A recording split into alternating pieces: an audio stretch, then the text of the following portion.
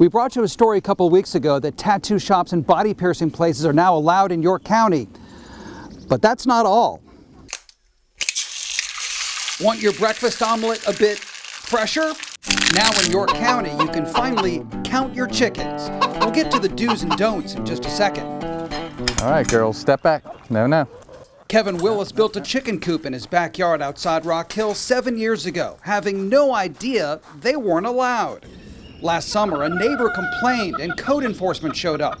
He got a court summons and figured he'd have to let his chickens fly the coop. It was mind-boggling that 100 yards from here, residents could own chickens. That's because 100 yards away, inside city limits, chickens were allowed, but not in the county. I think we're way past due to have chickens in the county. Turns out Willis's hens were lucky little cluckers because York County was in the middle of something called Recode, which he was told might save his family project. It passed council last month. His court case was dropped, he kept his feathered friends, and here's how you can too. You can have a max of 6 chickens. They must be in a covered, ventilated, drained coop, have access to a fenced outdoor area, and must be kept sanitary to reduce odors. They can't be in front yards, must be at least 30 feet from a neighbor's house and at least 30 feet from the rear or side property line.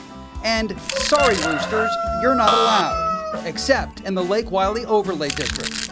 It was a great experience to be able to impact change in a positive way for the residents of York County, not just me in particular.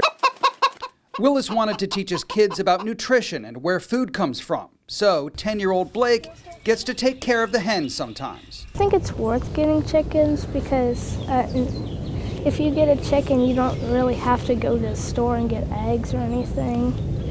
And these are fresh eggs. Click the link above for all the legal specifics on keeping backyard chickens. And one more thing, if your HOA prohibits keeping chickens, then that's still the case in your neighborhood.